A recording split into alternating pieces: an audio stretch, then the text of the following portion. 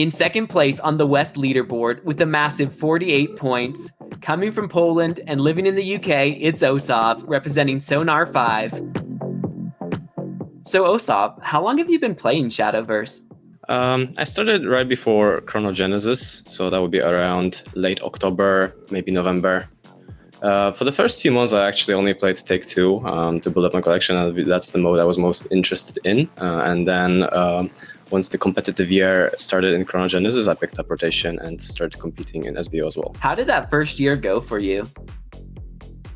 Not that great. Although, well, the first few tournaments I really scrapped out like basically 0-2, and back then it was double elimination, so it didn't go very well. But like I actually managed to top 8 in DB and E, I believe. Back then it was weekly tournaments. I qualified for like the monthly top 8 or top 16 playoffs at the end of the month. At the end of the season, actually, at the end of the expansion back then it was. But I also scrapped out there 0-2 because I just wasn't very good at back then. It was like a pretty new experience playing card games competitively at the time. Wow, you've come a long way since then. What has been your favorite moment in the previous SVO Cups? I don't really have a favorite moment per se. There have been a few memorable moments that I occasionally reminisce from SVOs back in the day. For example, like there was this one funny game I had against DB Lovebringer where I was playing Terraform Forest, and I didn't draw Terraform it, and I didn't draw Wolf Rats, which were like the 2 win conditions of the deck. And I still managed to win just by playing Control Game and then dropping a Primal Giant on turn 9. That was pretty funny. Wow, I'm going to have to go complain to Lawbringer, one of my previous team leaders, not even able to win when you didn't get either of your win conditions. What was he up to? Oftentimes, it seems you bring decks to tournaments that no one else will play. Do you try and bring uncommon decks, or is it just that you test so many decks that you think you're able to find better ones than other people are bringing?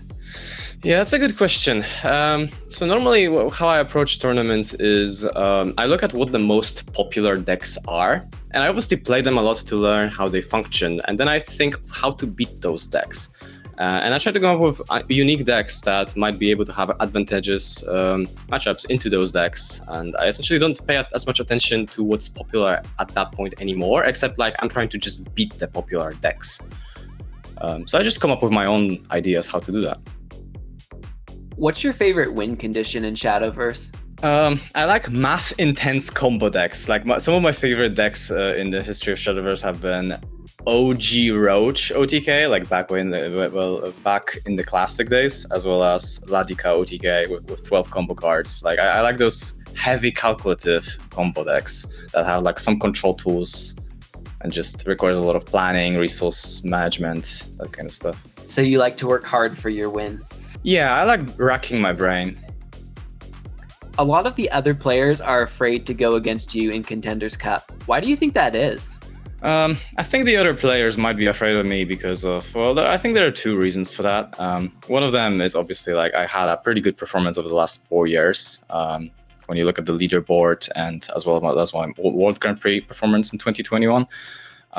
The other reason is I bring very unconventional decks and techs into my decks, which means it's very difficult to predict the kind of lineup that I would bring, and it's going to be a lot harder to play against things that you are obviously not used to playing against.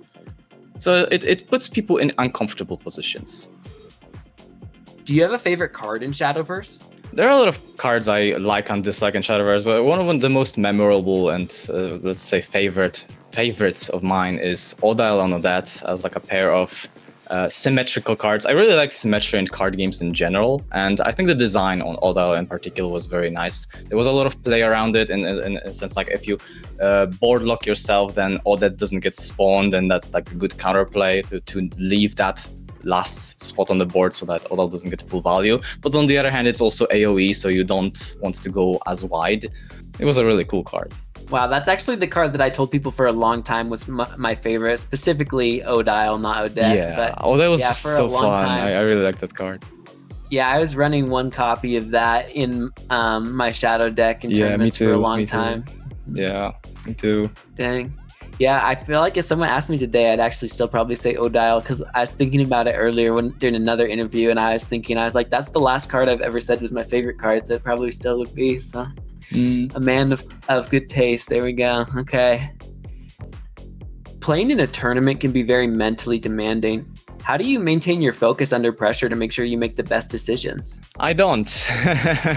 Admittedly, I'm pretty bad at maintaining my focus, and like I'm not very good at high pressure situations in tournaments, which is why I actually misplay on streams a lot. Sometimes people will see it, sometimes people miss it, but I actually am a little bit of a choker, as it turns out. Well, good luck in the competition. I hope you enjoyed the new expansion. Yeah, thanks. Thanks for the interview. I'm the kind of player who I don't keep track of my achievements, I earn them.